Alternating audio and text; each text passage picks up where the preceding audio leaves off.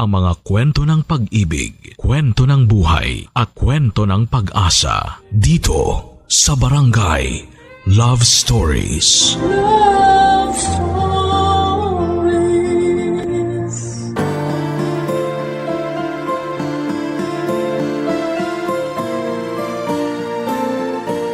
Hindi dapat tambayan ang malungkot na pinagdaraanan. Oras ang kalaban kapag piniling malugmok na lamang. Ikaw kabarangay, paano mo nalampasan ang mga pagsubok na dumating sa iyong buhay? Dear Papa Dudut, pamilyar ba kayo sa istorya ng mag-asawang Abraham at Sarah? Yun kasi ang pinaka-paborito kong Bible story. Bagaman marami rin namang magaganda, subalit yun po ang tumatak sa akin. Matagal na panahon nilang hiniling na biyayaan sila ng anak at ibinigay yon ng Diyos sa kanila sa katauhan ni Isaac. Bago ko po umpisahan ang paglalahad ng aking kwento, ay magpapakilala po muna ako. Tawagin niyo na lamang po ako sa pangalang Martin. 50 years old at taga 13 Martires, Cavite.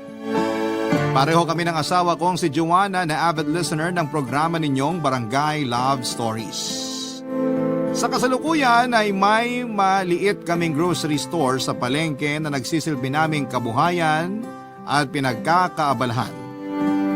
Banding po namin mag-asawa ang pakikinig sa inyo, Papa Dudut, at isa sa mga pinakagusto naming kwento ay yung tungkol sa pamilya. Mahigit 2 dekada po kaming kasal ng misis ko. Nagkakilala kami noon sa isang church service sa lugar namin. Lagi po kasi akong nagsisimba tuwing linggo at sakto pang nakatabi ko sa upuan si Joanna. Simula noon ay palagi na kaming nagkikita at nagtatabi sa upuan. Hanggang sa naglakas na kong kausapin siya. Kung tadhana man ang tawag doon ay masaya ko. Kasi pinagtagpo kami sa bahay ng Panginoon. Naging magkaibigan kami ni Joanna hanggang sa nahulog ako sa kanya, Papa Dudut. Akala ko pa nga ay wala akong tsansa sa kanya kasi nung una, sinabi niyang may nagugustuhan siyang iba. Nilihim ko yung nararamdaman ko sa kanya hanggang sa hindi ko na kinaya pa. Humingi po ako ng senyales sa Diyos. Kung dapat ko bang ipagtapat sa kanya ang feelings ko o itago na lamang yon habang buhay. Nung araw na yon ay hindi kami nagkita ni Joanna sa simbahan dahil sa ibang oras ako dumalo ng misa. Sinadya ko yon para makapagdasal ng taimtim, Papa Dudut. Paglabas ko ng simbahan ay nakatanggap ako ng text message mula kay Joanna at sinabi niyang hinintay niya ako sa simbahan sa parehong oras kung kailan kami nagsisimba. Hindi raw ako dumating kaya nag-alala siya. Doon ko na sinabi sa kanya na meron akong sasabihin kaya nagkita kami sa isang plaza. Hindi ko na po masyadong idedetalye yung nangyari kasi sa huli ay nagkaalaman kami ng nararamdaman sa isa't isa. Naging magkasintahan kami at makalipas nga ang ilang taon ay hiningi ko na nga po sa kanyang ang kanyang kamay upang maikasal kami, Papa Dudut.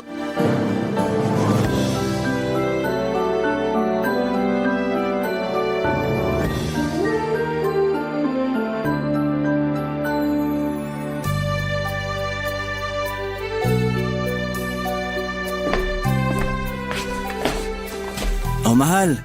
Dinalang kita ng tsaa. Salamat, mahal. Ilapag mo na lang muna dyan sa lamesita. May tinitingnan lang ako dito sa cellphone ko. Sige. Ano ba yan? Pwede ko bang makita? Oo naman. Halika, tabihan mo ako dito sa sofa. Okay. Ito, tingnan mo. Mga picture namin kanina sa daycare na sinend ng nanay nung estudyante kong nag-birthday. Doon kasi ginanap kaya may pa-party para sa mga bata. Wow, nakakatuwa naman. Siya ba yung celebrant? Oo. 5 years old na siya, mahal. Tingnan mo ibang picture niya. Ang cute! Hala, oo nga. Kita pa dimple niya habang nakangiti. Napakagwapong bata. Matalino rin yan. Expressive pa at makwento. Marami siyang tanong pero alam ko curious lang siya. Ay, siguro kung nabuhay lang yung baby natin, magkasing bibo sila, mahal. Naisip ko rin yan. Kasing edad na rin siguro niya yung panganay natin. Ay, naiisip ko tuloy minsan kung mabibiyayaan pa ba tayo ng anak. Kahit isa lang sana, kontento na ako. Wala namang imposible. Basta magtiwala lang tayo. Kung sina Abraham at Sarah nga, nagkaroon pa ng anak kahit matanda na sila. Alam ko naman yun. Kaso parang hindi naman pwedeng mangyari sa atin yun kasi magkaiba yung panahon nila kaysa sa panahon natin. Ngayon pa nga lang na bata pa ako, hindi na tayo magka-baby. Paano pa kaya kung tumanda na ako tulad ni Sarah, di ba? Oo nga, mahal. Pero ang punto ko kasi, wag muna tayo mawalan ng pag-asa. Gabi-gabi pa rin naman ako nagdarasal na makabuo na tayo at maging malusog yung baby natin hanggang sa makapanganak ka. Pero sa sinabi mo parang sumusuko ka na. Di naman sa sumusuko na ako. Pareho lang din naman tayo ng pinagdarasal eh. Alam mo naman kung gaano ko nakagusto maging isang ina, di ba? Nagturo ako sa daycare kasi malapit ako sa mga bata. Kaya nga ang bigat sa pakiramdam ko kapag gumagraduate na sila. Para ko na rin kaya silang mga anak. Sigurado ako na hindi ka nila makakalimutan, mahal. Alam ko kung gaano mo kamahal mga estudyante mo. Talaga, mahal? Oo naman. Hintayin mo silang lumaki. Maaalala ka nila at babalikan para kumustahin at pasalamatan. Bihira kasi yung kagaya mo na ginagawa talagang passion yung pagtuturo. Isa pa, sigurado rin ako na kapag nagkaanak na tayo, magiging mabuti kang ina sa magiging anak natin. Ikaw din naman, mahal. Magiging mabuting ama ka. Kasi ngayon pa lang nakikita ko ng isa kang mabait, responsable at maaasahang padre de pamilya. Napaka-hands-on mo sa mga pamangkin mo. Ngayon pa nga lang nakikita ko na sa'yo yung pagiging isang mabait, responsable at maaasahang padre de pamilya. Alam ko kung gaano mo sila kamahal bilang tito at pangalawang tatay na rin. Yun yung mga katangian mo na nagustuhan ko sa'yo, mahal. Mahal ko talaga yung mga pamangkin kong yun. Gusto kong maramdaman nila na ligtas sila sa pamilya natin. Na kapag may problema sila, sa pamilya natin sila tatakbo at hindi sa kung ano-anong bisyo. At yun din ang gusto kong maramdaman ng magiging anak natin, mahal. Na pwede niya tayong pagkatiwalaan sa lahat ng bagay kasi mga magulang niya tayo. Yun din yung hiling ko at laging dasal. Papa Dudo, 3 taon na po kaming nagsasama ni Joanna bilang mag-asawa pero hindi pa rin kami noon binibiyayaan ng anak. Malaking dagok po yon sa aming mag-asawa lalo na't 2 beses nang nakunan si Joanna. Mahina kasi ang kapit sa matres niya kaya madalas ay nalalaglag. Masaya naman po kami ni Joanna pero alam namin na mas mabibigyang kulay ang tahanan namin kapag may supling kami. Hindi po kami mayaman, Papa Dudut. Private employee lamang ako at mababang posisyon pero may ipon naman kahit papaano.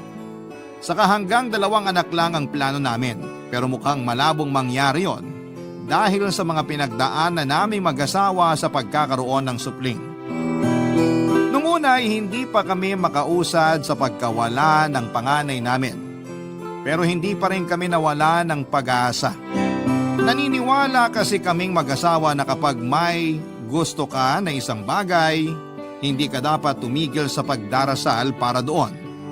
Kapag tumigil ka kasi sa pagdarasal, ibig sabihin ay hindi na yon mahalaga sa iyo. Yun po ang pinanghawakan namin ni Joanna, kaya pagkalipas ng ilang pang taon at isa pang miscarriage ay ibinigay na po sa amin ang kaisa-isa naming anak na pinangalanan naming Gabriel. Hanggang sa mabilis na lumipas ang 20 taon, ganap ng binata at college student na po ang anak namin, Papa Dudut.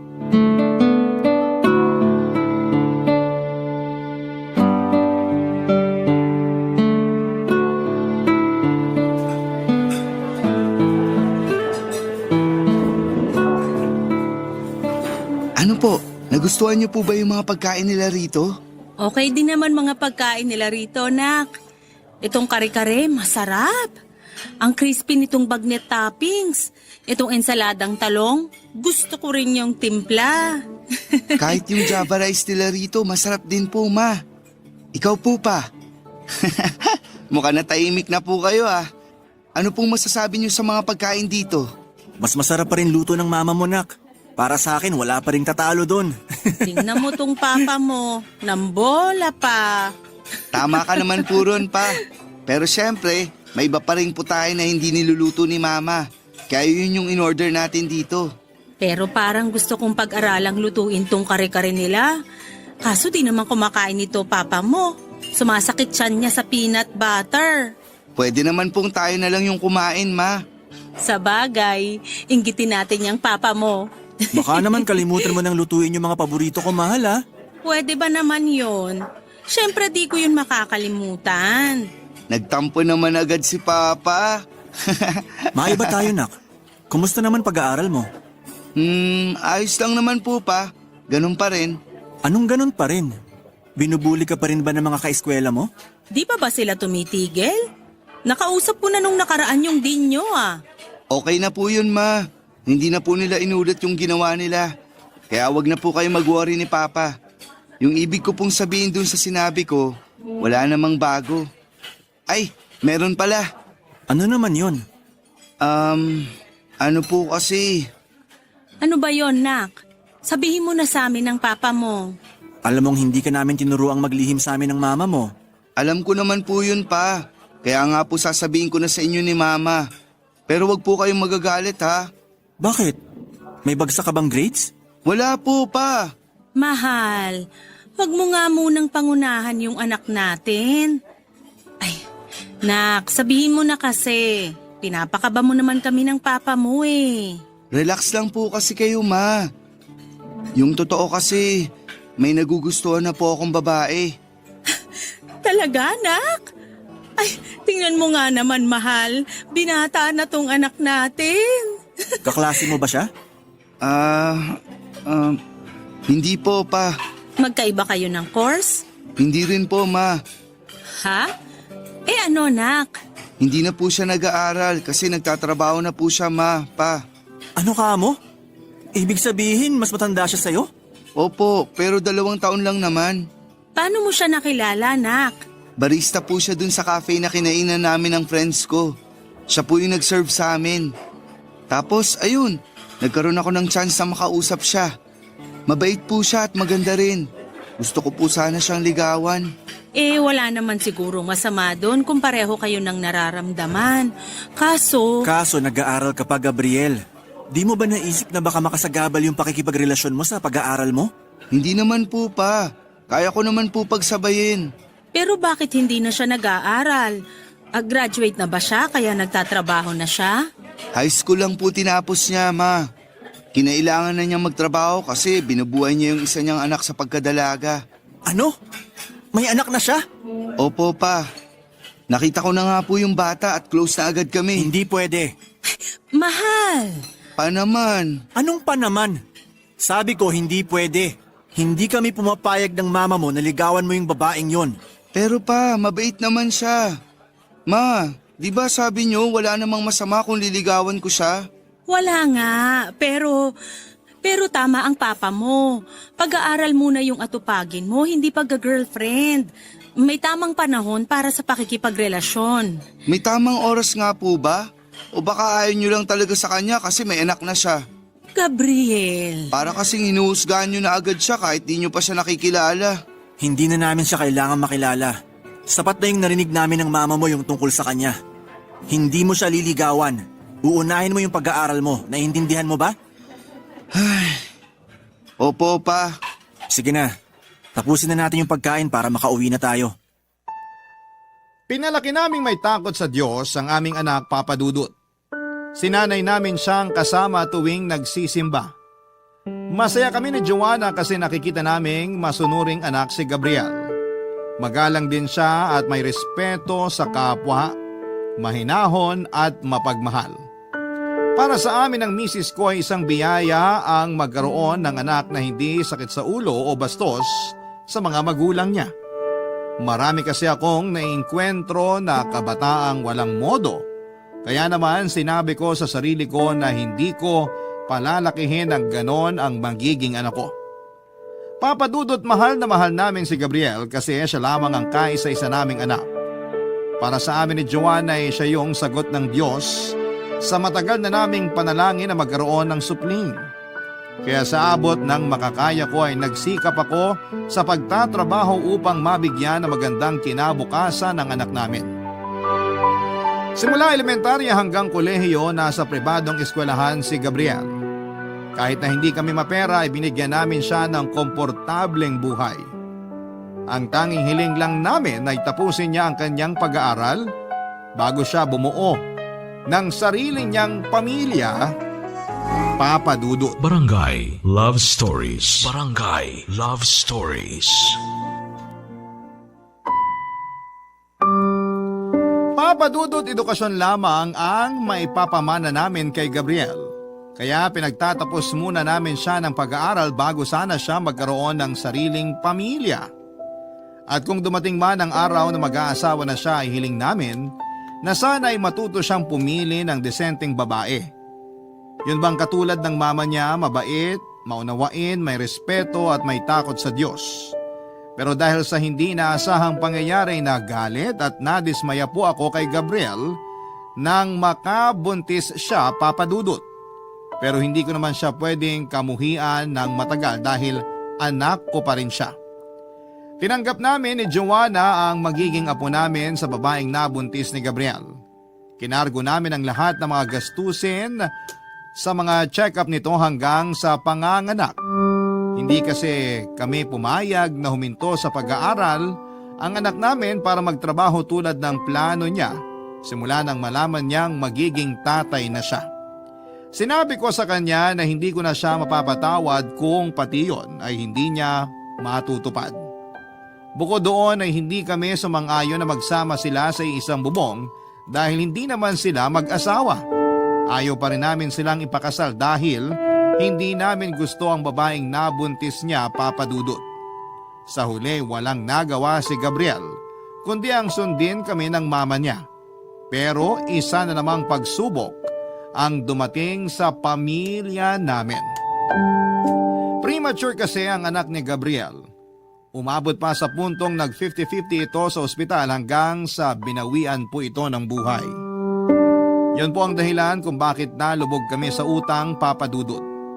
Naubos kasi ang perang inipon ko dahil sa gastusin simula nang malaman naming nakabuntis si Gabriel. Hindi rin kasi namin inaasahan na magkakaroon ng komplikasyon ang panganganak ng girlfriend niya na nauwi sa pagkawala ng apo namin. Dinamdam ng pamilya namin ang mga nangyari, lalong-lalo na ako. Pero hindi ko po yun pinakita at pinahalata sa kanila, Papa Dudut. Sinolo ko po ang pagluluksa at pamomroblema sa pagbabayad ng mga niloan ko para sa hospital bills, Papa Dudut.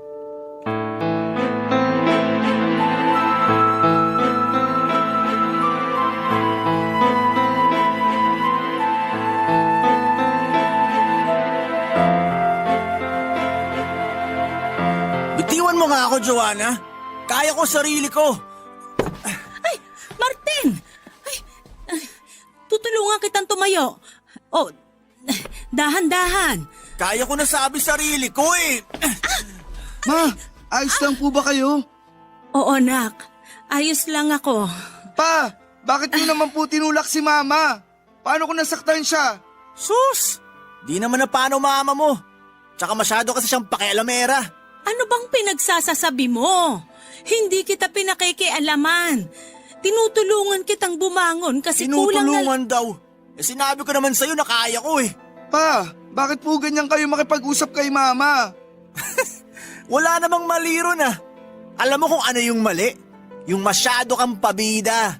Hindi po ako pabida. Kayo po yun. Ano sinabi mo? Totoo naman po ah. Iinom-inom kayo tapos uwi kayo rito para manakit. Ba't sumusobra ka ng bata ka ah? Tatay mo ako, baka nakakalimutan mo. Anak, huwag ka nang sumagot sa papa mo. Lasing lang siya. Oy, Joanna. Hindi ako lasing ah. Tsaka wag mo ang ipagtanggol yung bastos na yan. Lumalaki ang ulo kasi lagi mo kinakampihan. Anak mo yung tinatawag mong bastos, Martin. Saka sa inaasal mong yan, sino sa inyo yung mas bastos? Eh di ang anak mo.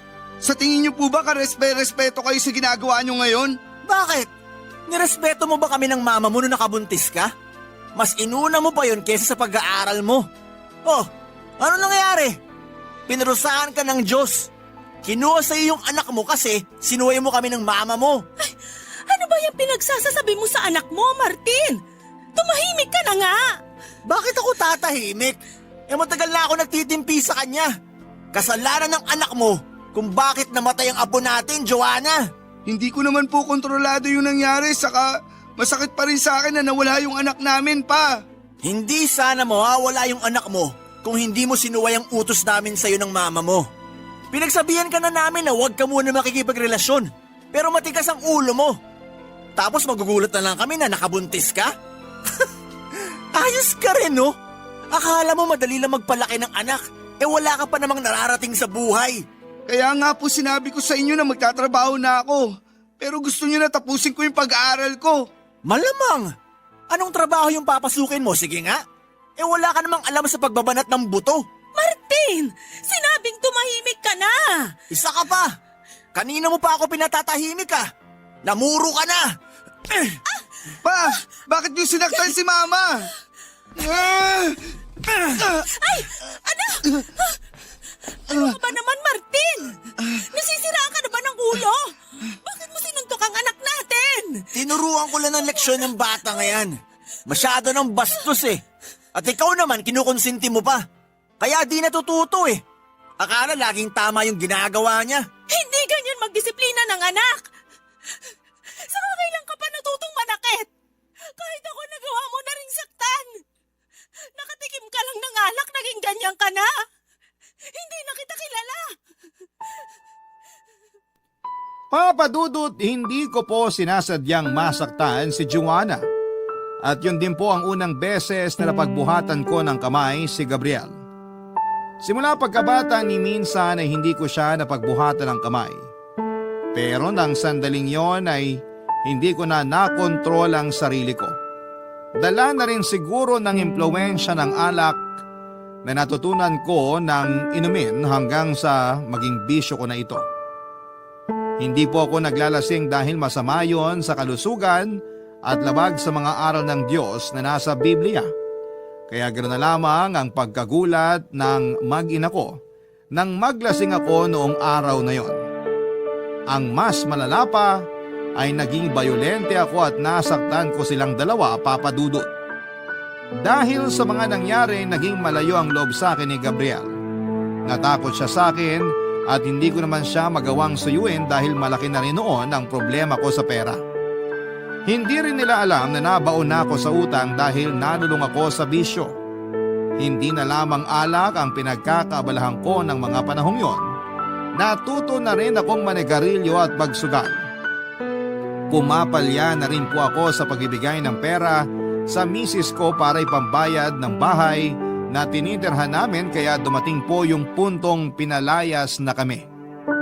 Naranasan namin ang isang gabi na natulog sa bangketa dahil hindi kami kaagad nakahingi ng tulong sa mga malalapit naming kamag-anak. Mabuti na lamang at pinatuloy kami ng kapatid ni Joanna na nasa Indang, Cavite. Doon ko na ipinagtapat sa misis ko ang lahat-lahat. Tulad ng inaasahan ay nagalit siya sa akin pero pinatawad pa rin niya ako. Nangako ako kay Joanna na magbabagong buhay na ako pero hindi pa ako nakakabuelo noon. Nang nagkaroon po kasi si Gabriel ng malalang sakit, Papa Dudut.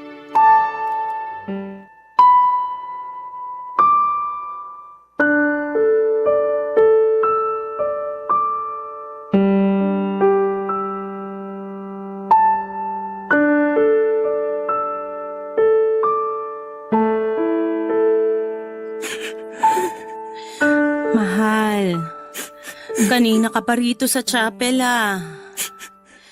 Ay, teka, uupo ako rito sa tabi mo para may kasama ka. Kinakausap ko lang ang Panginoon. Ipinagdarasal ko na gumaling na si Gabriel at wag mo na kukunin sa atin. Hindi pa ako handa, mahal. Ay, naniniwala akong naririnig tayo ng Diyos. Hindi niya pababayaan yung anak natin. Sana nga. Sana nga. Anong ibig mong sabihin? Pinagdududahan mo na ba yung kakayahan ng Diyos ngayon? Hindi naman sa ganun pero di ko lang mapigilan eh. Pagkatapos ng lahat ng mga pagsubok na pinagdaanan ng pamilya natin, minsan napapatanong na ako kung may katapusan pa ba yung mga paghihirap natin. Siyempre meron. Hindi naman tayo habang buhay pahihirapan ng Diyos. May kailangan lang siguro tayong pagdaanan para matuto tayo. Tulad ng ganito kalaking pagsubok. Pag nalampasan natin to, mas lalong lalakas yung pananampalataya natin sa Kanya. Kaya sana, magtiwala ka pa rin, mahal. Sa bagay, tama ka. Bigla tuloy akong nahiya. Pagkatapos ng lahat ng biyaya at pagpapala sa atin ng Diyos, nagagawa ko pa siyang questionin. Ikaw ba, mahal? Naisip mo rin ba yun? Naisip na ano? Na-questionin ng Diyos? Oo. Naisip din, syempre. Pero di ko yun pinatatagal. Inaalis ko agad yung ideyang yun sa isip ko kasi kung babalikan naman natin kung gaano naging kabuti sa atin ng Diyos, mali talaga na maisip ko pa yun. Saka ikaw na rin nagsabi sa akin na pinakikinggan tayo palagi sa mga dasal natin. Kaya alam ko at nararamdaman ko, nagagaling pa si Gabriel. Ang laki ng kasalanan ko sa inyo ng anak natin, mahal. Nasaktan ko kayo ni Gabriel. Naglihim ako sa inyo. Nalulung ako sa mga bisyo. Pero sa kabila ng lahat, pinatawad mo pa rin ako. Mahal kita at nangako tayo sa harap ng altar. Alam kong hindi ka mapanakit na tao. Alam kong hindi mo yun sinasadya kaya hindi kita basta-basta hinusgahan. Ang tanging hiling ko lang, huwag mo na sanang suluhin yung nararamdaman mo, lalo na kapag nasasaktan ka. Sabihin mo rin sana sa akin, nandito kami ng anak mo, pamilya tayo, di ba? Tayo ang huwaran ni Gabriel na magtiwala sa pamilya kasi ligtas tayo sa isa't isa, lalo na kapag nagsasabi tayo ng mga saloobin natin. Salamat, mahal. Maraming salamat talaga. Sising-sisi ako na nagawa ko kayong pagbuhatan ng kamay ng anak natin. Pakiramdam ko kasi, hindi ako naging mabuting ama at asawa dahil sa nagawa kong yun. Kaya habang buhay ko yung ihihingi ng tawad. Naging mabuti kang ama at asawa, mahal. Lagi mong tandaan yan. Pinapatawad na kita. Namin ang anak mo kasi alam namin na hinding-hindi mo na uli yun gagawin. Naniniwala kami sa'yo, mahal. Babawi ako sa inyo ni Gabriel kapag gumaling na siya. Sisikapin kong mabayaran lahat ng utang ko at iiwasan ko na rin yung mga bisyo ko. Magbabagong buhay ako at gagawin ko ang makakaya ko para maging mabuting padre de pamilya. Siguradong matutuwa si Gabriel pag narinig niya yan mula sa'yo, mahal. Sana magising na yung anak natin kasi namimiss ko na siya. Miss na miss ko na rin yung batang yon. Sa ngayon, umasa tayo sa mabuti at magtiwalang magigising na siya. Dengue po ang naging sakit ni Gabriel, Papa Dudut. At hindi namin nakalain na magiging grabe yon. Kinailangan pa niyang salinan ng dugo habang nakakonfine sa ospital. Akala namin ay gagaling na siya pagkatapos noon pero nagkamali kami. Hindi po bumuti ang kalagayan ni Gabriel at nagtagal pa siya sa ospital ng ilang araw. Kung kani-kanino kami lumapit para humingi ng tulong, mapapribadong sektor man o sa gobyerno para sa bills at mga gamot na kailangan ni Gabriel. Hindi rin kami napagod ni Joanna sa pagdarasal upang pagalingin ng Diyos si Gabriel. Pero sa huli nabigo kami, Papa Dudut.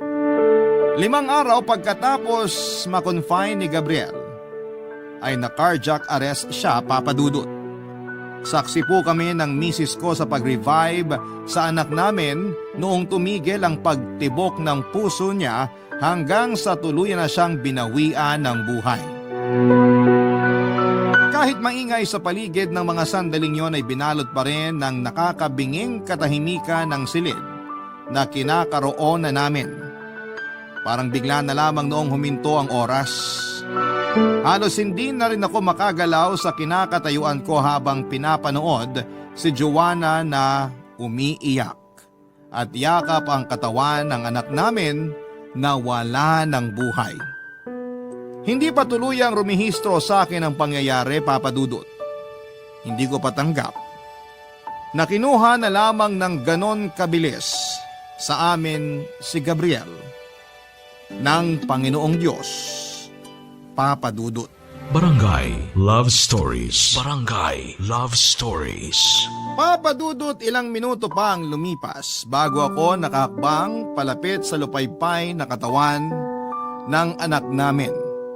Una ko pong hinawakan ang malamig niyang mga paa. Hinaplos ko po yon sa pagbabaka sakaling hindi pa siya totoong patay. Sunod kong pinisil noon ang binti niya, pati braso at kamay niya.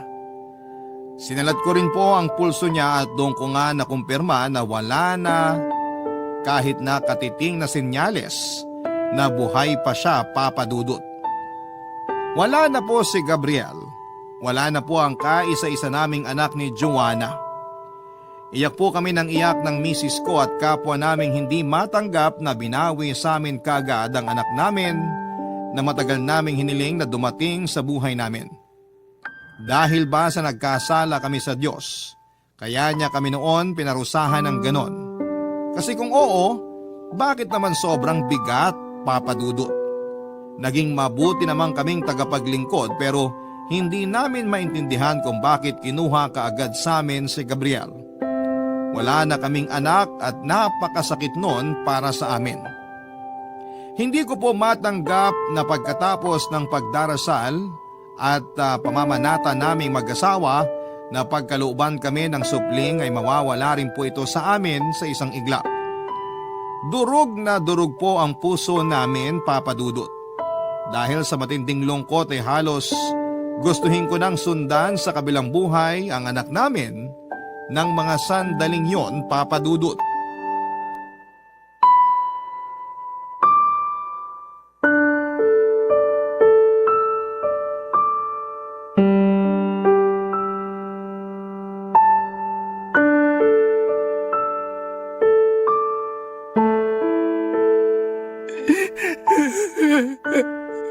Gabriel, anak, nandito si Papa. Nandito rin si Mama, pati mga pinsan mo, mga tito mo, mga tita. Nandito silang lahat para sa'yo. Ayaw mo na ba silang makita?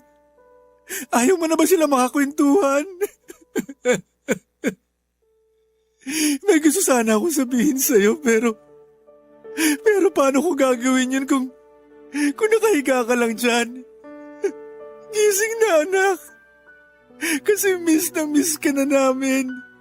Gusto ko na naming mayakap ulit at marinig yung boses mo. Mahal, baka gusto mo munang umupo dun sa tabi. Kanina ka pa dyan sa harap ng anak natin. Hindi ka ba nagugutom? Hindi mo ba tatanungin si Gabriel kung di pa siya nagugutom? Kanina pa siya dyan nakahiga, mahal. Hindi siya... Mahal, tama na. Wala na si Gabriel.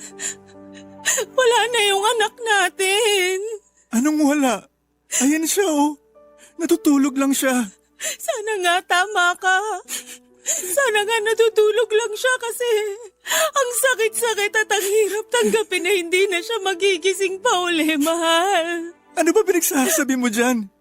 Gigising pa si Gabriel kasi marami pa siyang pangarap na tutuparin. Di ba tama si Papa, nak? Magiging engineer ka pa, tapos pupunta ka pa sa ibang bansa. Gagawan mo pa kami ng mama mo ng bahay. Marami ka pang gustong gawin, kaya huwag ka munang umalis. Pwede ba yun, nak? Huwag mo muna kaming iwanan ng mama mo, kasi hindi pa namin kaya na wala ka. Kung naririnig tayo ng anak natin, hindi niya gugustuhin makita na nagkakaganito tayo dahil sa kanya. Pero mahirap kasing tanggapin na iniwan na niya tayo. Ilang araw na lang, hindi na talaga natin siya makikita. Tuluyan na siyang mawawala sa atin, mahal. Bakit kasi kailangan pa niyang mawala? Kailangan ba talaga natin ito pagdaanan ng paulit-ulit? Alam kong may rason kung bakit nangyayari to sa atin, mahal. Hindi ko na alam kung ano pa yung rason na sinasabi mo. Kasi isa na lang yung malinaw sa akin ngayon. Sobrang sakit. Masakit mamatayan ng anak na matagal nating hiniling na makasama tapos binawi siya agad sa atin. Napakabata pa ni Gabriel, mahal. Marami pa siyang pangarap na hindi natutupad. Marami pang magagandang bagay ang pwedeng mangyari sa kanya na hindi na magkakatotoo kasi wala na siya. Kung pwede lang sana ako na lang yung pumalit sa kanya dyan. Bakit hindi, di ba? Kasi ako matanda na ako. Marami na ako pinagdaanan. Kahit papaano nagawa ko na yung mga gusto kong gawin sa buhay. Kinasal ako. Naging tatay na ako. Sana pwedeng hilingin sa Diyos na sana ako na lang yung kunin niya kapalit ng anak natin. Walang alinlangan kung ibibigay yung buhay ko. Mabuhay lang ng matagal si Gabriel. Mahal, huwag mo namang sabihin yan. Tiwala naman ako na kaya kang alagaan ng anak natin. Sakaling ako yung mawala. Pero ang hirap lang talaga tanggapin na siya pa yung nawala. Hindi ko yun matatanggap, mahal. Hindi ko kaya.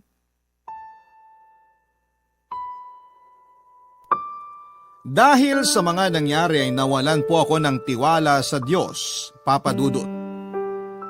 Question ko po kung bakit niya kami pinaparusahan ng ganon. Ano yung gusto niyang matutunan namin mula sa mga pagsubok na ibinigay niya sa buhay namin? Kailangan ba talaga na turuan niya kami ng mga bagay-bagay sa masakit na paraan? Simula burol hanggang mailibing si Gabriel ay wala akong ibang bukang bibig, kundi bakit niya kami pinabayaan? Bakit niya kami sinaktan? Hindi po makatarungan. Sa kabila ng lahat ay napagtanto ko rin na hindi hihinto ang ikot ng mundo kapag namatayan tayo. Babagal lang itong sandali pero pagkatapos ng libing ay mapipilitan kang harapin muli ang realidad ng buhay. Magpapatuloy ang lahat at matututunan mong mabuhay sa sakit, kalungkutan at pighati habang hindi kasama ang mahal mo sa buhay. Yun po kasi ang eksaktong pinagdaanan namin ni Joanna. Pagkalipas ng ilang buwan ay unti-unti na kaming nakakaraos sa buhay. Umuusad ika nga dahil pareho na kaming may trabaho ni Joanna. Nakabalik siya sa pagiging daycare teacher na iniwan niya noong nagkaanak kami. Nakapagrenta ng sarili naming bahay sa 13 Martires at nabayaran ko ng paunti-unti ang mga loan ko. Pero sa kabila ng lahat ng yon ay masasabi ko pa ring mabigat, nakakapagod at may kulang pa rin sa buhay namin. Alam kasi naming nagluluksa pa rin kami sa pagkawala ng anak naming si Gabriel, Papa Dudut.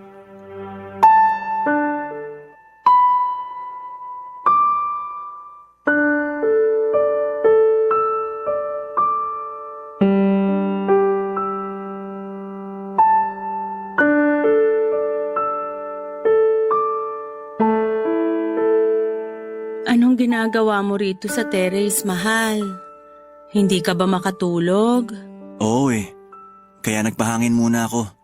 Tapos pinagmamasdan ko na rin yung mga bituin sa langit. Halika rito sa tabi ko. Upo ka. Samahan mo muna ako kung di ka pa inaantok. Oo. Nawala yung antok ko nung naramdaman kong wala ka sa tabi ko. Ay, ang ganda ng mga bituin sa langit. Oo nga. Bigla ko tuloy naalala si Gabriel. Kasi nung maliit pa yon, lagi niyang sinasabi sa atin na gusto niyang maging astronaut. Gusto niya raw kasi makarating sa buwan at makita yung mga planeta mula sa kalawakan. Natatandaan ko nga na paulit-ulit niyang sinasabi yon. Binilan mo pa nga siya ng libro tungkol sa solar system at yun yung pinakapaborito niyang basahin. Pero bakit nga ba siya nag-engineering sa koleyo? Kasi gusto niya raw tayong gawan ng bahay. At yun daw yung gusto niyang iregalo sa atin kapag nakapagtrabaho na siya. Kahit kailan, napakamaalalahanin talaga ng batang yon. Manang-mana siya sa iyo, mahal. Kahit na ang laki niyang tao at lalaking lalaki kumilos, malambot ang puso niya. Kaya nga, Kaya nga mahal na mahal ko yung anak nating yun. Mahal na mahal ko rin si Gabriel. Para sa akin, siya pa rin yung katuparan sa matagal nating hiling na magkaanak, mahal. At kahit na maaga siyang kinuha sa atin, naranasan pa rin nating maging magulang.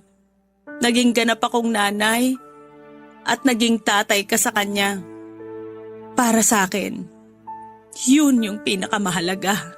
Kung may bagay man akong hinahangaan sa buhay ko, yun yung pananampalataya mo sa Diyos, mahal. Talaga? Paano mo nasabi? Kasi malakas at buo yung tiwala mo sa mga kaya niyang gawin. Pero hindi naman ako perpekto. Minsan ko na rin kinwestiyon ng Diyos nung akala ko hindi na niya tayo bibigyan ng anak. Oo, pero patuloy ka pa rin naniwala at nagtiwala sa Kanya. Tsaka sabi mo hindi mo pinapatagal sa isip mo yung ideya na yon. Ibig sabihin, nananaig pa rin yung lakas ng pananampalataya mo. Nung mga panahon kasi na parang hindi ko na alam yung gagawin sa buhay ko. At nung dumaan sa matinding pagsubok yung pamilya namin, natagpuan ko na lang yung sarili ko sa simbahan. Doon nagsimula ang lahat. Tapos doon din kita unang beses na nakita, mahal. Diba, sinabi ko na 16 pa lang ako. Alam ko nang gusto kong maging nanay. Oo, nasabi mo nga yun, mahal. Pero hiniling ko rin sa Diyos na matagpuan ko sa tahanan niya yung lalaking pakakasalan ko at mamahalin habang buhay. Oo, may iba akong nagustuhan bago ikaw. Pero sa huli, yung will pa rin ni God ang nasunod at yung sign ko pa rin na hiningi sa kanya yung nangyari. Ikaw yung lalaking hiniling ko sa Diyos na maging asawa ko, mahal. At si Gabriel yung anak na hiniling natin sa kanya na ibigay naman sa atin. Ngayong nakabalik na siya sa piling ng Panginoon, ibig sabihin nun, tapos na yung misyon niya dito sa mundo. Sa buhay natin. Kung nasaan man si Gabriel ngayon, sana lagi pa rin niya tayong gabayan at bantayan. Naniniwala ako na ginagawa na yun ng anak natin ngayon. Napakabait ng batang yun. Pinalaki natin siyang mabuting tao. Sana hindi tayo makalimutan ng anak natin, mahal. Kasi lagi siyang nandito sa puso natin. Naniniwala ako na darating yung araw na magkikita-kita ulit tayo. Magkakasama ulit tayong pamilya. At kahit kailan, hinding-hindi na tayo magkakahiwalay pa.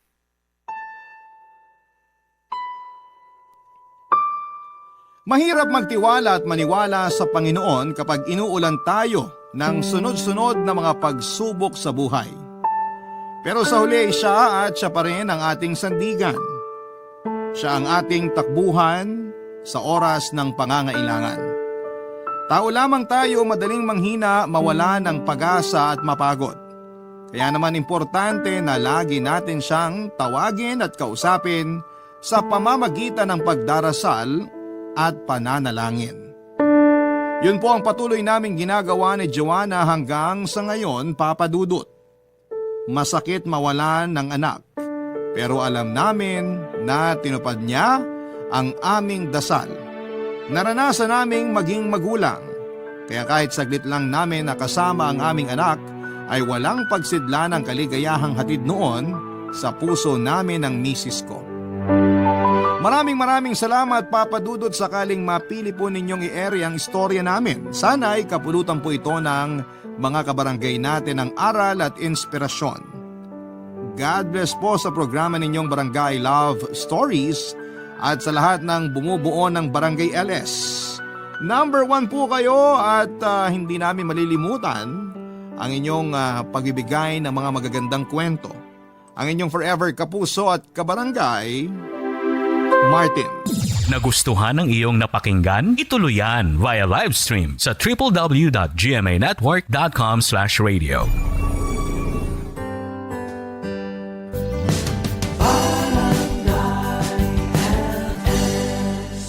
Forever.